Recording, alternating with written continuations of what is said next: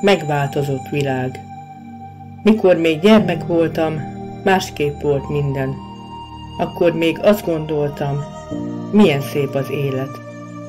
Nem tudtam, hogy a világ rossz felé téved.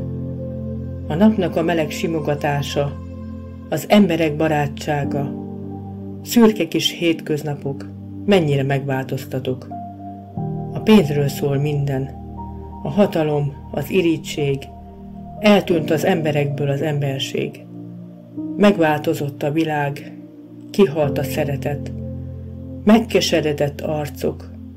Mi lett veletek? Szeressétek egymást, emberek, mint ahogy anya a gyermekét, hisz nem mindenkinek adatik meg, hogy megtekerje a sorsa kerekét.